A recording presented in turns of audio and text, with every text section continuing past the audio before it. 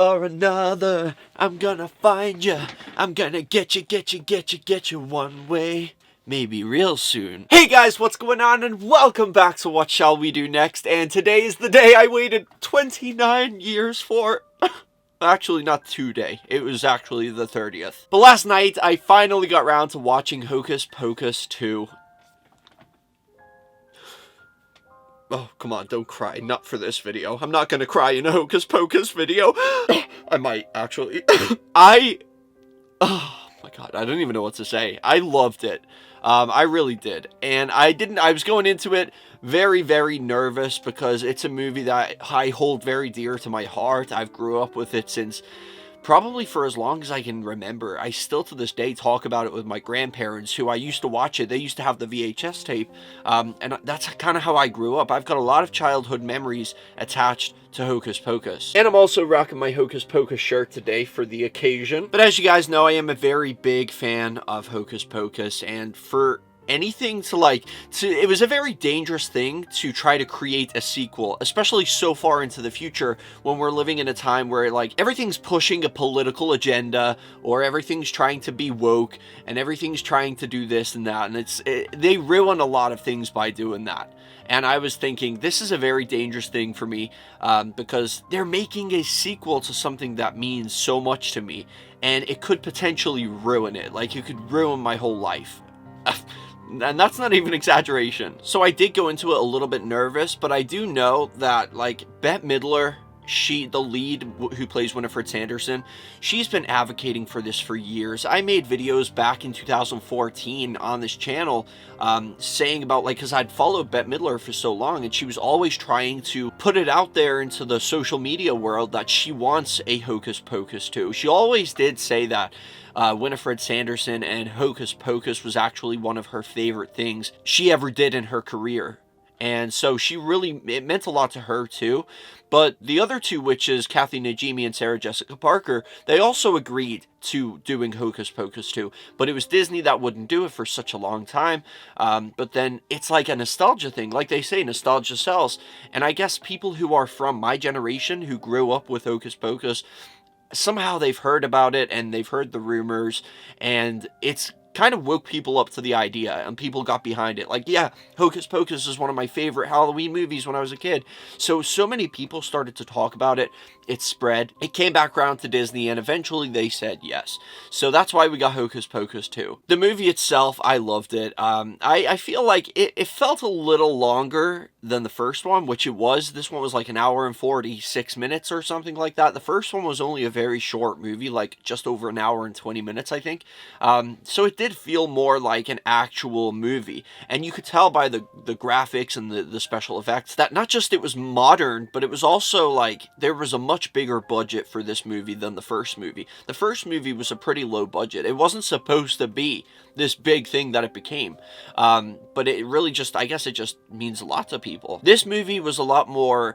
I want to point out the things that I didn't like first, which things that really can't be helped, such as how modern it was. It lacked that kind of Halloween-y 1990s feel that the first one had, but that's obvious because this one took place in 2022, so it's not going to feel like the 90s. So that's just a me thing. That's just me nitpicking. But how everything's 4K, Ultra HD, and the saturation is a lot better. It just took away that feeling, if you guys get what I mean. The witches' clothes, their outfits were much more vibrant and colorful than I remember them being in the first movie. The first movie felt a lot more kind of dark but cozier. It had a warmth tone to it. This one felt very colorful, very vibrant, and it just kind of, I don't know, it didn't really feel like the Halloween feeling. Like I said, that's just a me thing. That's just me being nitpicky. The witches did a great job. They really brought back the witches from Hocus Pocus, the original. Except I remember in the original, they seemed to be more, they were always silly and funny, but Winifred especially was actually kind of intimidating. Although she was very chaotic and she was very manic and crazy. She was actually insane, like an actual psychopath. But she really thought she was the wickedest witch in the world. In this movie, it kind of made them all seem a little more goofy and silly than actually scary. But there was one thing that I really liked. Spoiler alert, just putting this out there. The ending, I feel like that was a brilliant way to end the Sanderson sisters. And it made me cry. And I'm not even kidding. I actually cried to the ending of that movie. The way it kind of came down to the battle between the kids who were also witches and the actual witches. And Winifred performed the spell that was like the most powerful spell that should never actually be performed because it was frowned upon in the witch community. And she performs it to gain almighty power. And by doing that, it's you sacrifice something that you love the most. And she didn't realize it, but her sisters were what was closest to her. They were what she loved the most. And that scene when her sisters start to fade away, and they're like, Winnie, help us, help us. And Winnie starts to cry. And she, like, you don't see that side of her in the first movie. You don't see how close and, like, how much she really loves her sisters. But maybe she didn't even realize it in that way in the first movie. It's like she only just realized it when they were gone. Like they say, you never know what you've got until it's gone. And I feel like that was the case for Winifred Sanderson in this movie. She didn't realize she sacrificed her sisters for all of this power, which she did get.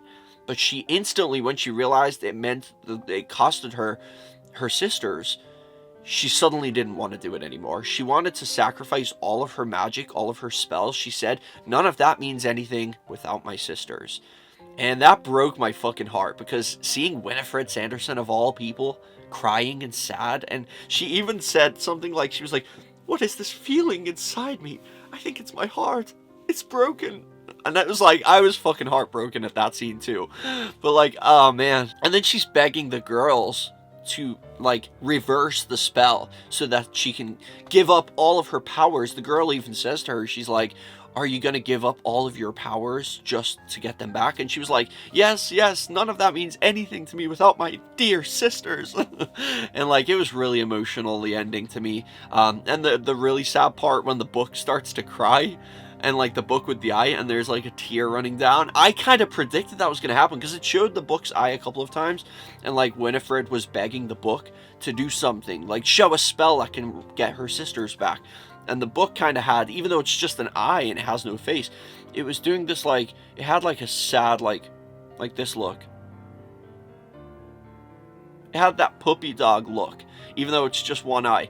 And it kind of glazed over, and I thought, wouldn't it be so sad right now if a tear just fell from the book's eye? And it did it like a couple seconds later, and that was when I lost my fucking mind. I was crying like crazy. I went through 7 tissues. Not even kidding. The ending was very sad. They did manage to find a spell to not reverse what she had done, though it kind of did. It was kind of a happy but sad ending, because although Winnie didn't get her sisters back, they performed a spell that would take Winnie to them. So she's gone forever now. There's not going to be Hocus Pocus 3, but they did imply that there could be, because the girls took the book back to the museum, and the guy was like, maybe I should take that from you now.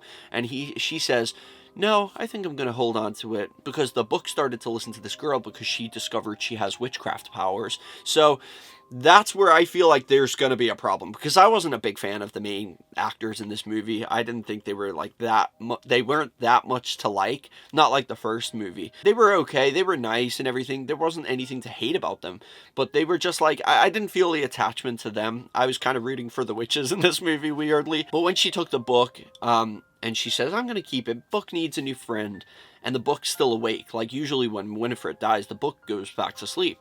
But it didn't. So that, and then it shows her walking away with the book at the very end of the movie, which implies that the 3 girls that were left with the book could maybe carry on a Hocus Pocus sequel again, I guess. But that would be a disaster. That would fucking piss everybody off, because the people only like Hocus Pocus because of the 3 main witches.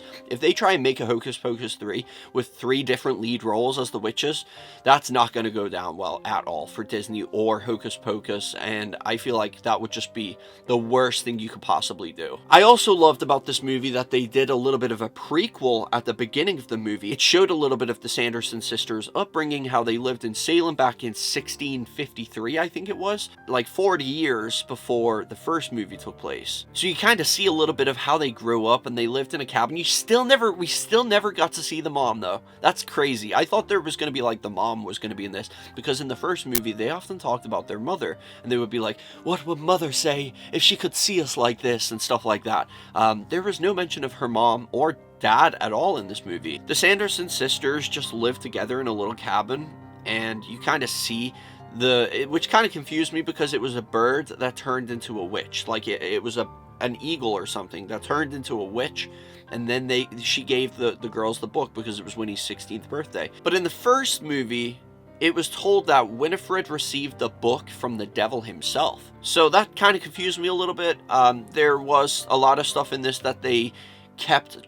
I guess they tried to keep things in it that people loved about the first movie, such as the black flame candle, the book with the eye. There was a black cat, who I thought was going to be like a talking cat, and it wasn't. It was just a cat.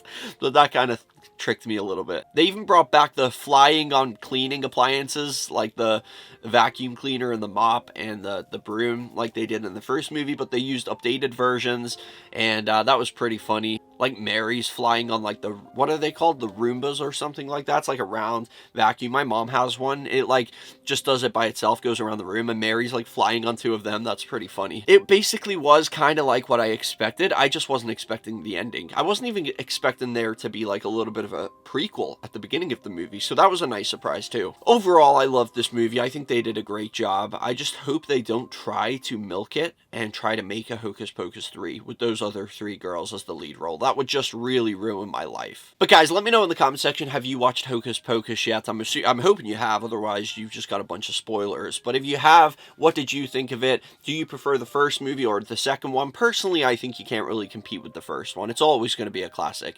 But then again, saying that, it's really hard to even come close to the first one in terms of like how good it was and how much it means to people. But I feel like they did as good of a job with this as they possibly could, so I'll give them that. But let me know in the comment section what you guys thought. Smash a like on the video, and I'll see you right back here in the next one. Peace out and chase your dreams.